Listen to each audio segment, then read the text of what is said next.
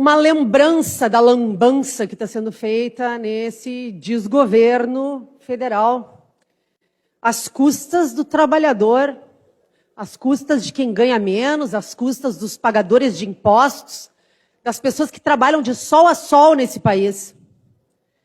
O excesso de gastos de Lula só no início do ano. Vamos deixar bem claro aqui que aquele papinho de ser contra sigilo de 100 anos e tudo, ó, balela e blá, blá, blá. Típicos de estelionato eleitoral que a gente sabe que foi cometido durante toda a campanha petista ao governo. Porque o sigilo está mantido, né? O sigilo absoluto dos gastos do governo Lula. 216.800 em gastos no Hotel Meliá Brasil, só em janeiro, porque ele não podia morar no palácio, porque a mobília não era boa o suficiente, e nem tinha sequer olhado dentro dos depósitos, onde a maioria das coisas estava guardada, e foi alvo de fake news, inclusive, amplamente divulgada por uma esquerda irresponsável. Os gastos com a cama e o sofá de couro italiano para o Palácio da Alvorada, entre 65 mil e 42 mil reais.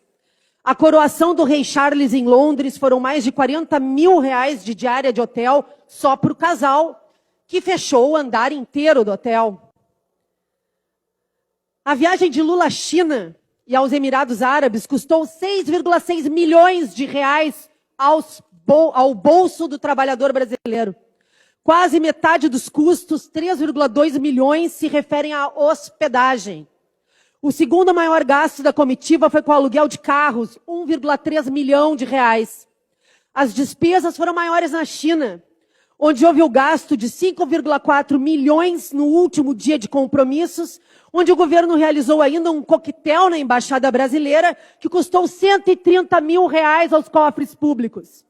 Nos Emirados Árabes, os gastos totais foram de 1,2 milhão de reais, a um gasto médio de 90 mil reais por pessoa que acompanhou a viagem. Já prometendo, né? Eu li hoje de manhã, nova viagem para a semana que vem. Essa lua de mel do Lula com a Janja não acaba nunca. Quem mais trabalhou até agora nesse desgoverno foi o piloto do avião. É de rir ou é de chorar? Não é de chorar, porque enquanto o trabalhador ganhou 18 reais de aumento do salário mínimo, esse governo vive de luxo e de esbanjar mordomias, recursos de cartões corporativos, e tudo no sigilo dos 100 anos. Desde que assumiu a presidência, Lula já esteve em 8 países. Trabalhar de verdade que é bom, necas, nada. O que de fato veio de concreto de todas essas viagens? Nada de concreto, só discurso e narrativa.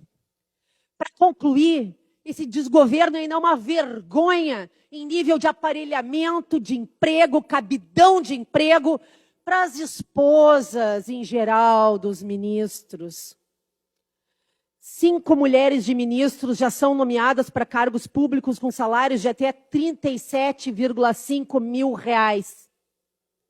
Desde janeiro, elas foram nomeadas para funções de alto escalão em Brasília ou indicadas para tribunais de contas nos estados. Para concluir, presidente, as remunerações das esposas dos ministros variam entre R$ 35.462 e R$ 37.589, podendo ultrapassar, em alguns casos, R$ 50 mil com benefícios e indenizações. Esse é o governo que mente se preocupar com os pobres. Esse é o governo que mente, que se preocupa com quem ganha menos. Esse é o governo que quer poder, concentração de riqueza e renda na mão do seu partido e da elite que o compõe. Obrigada.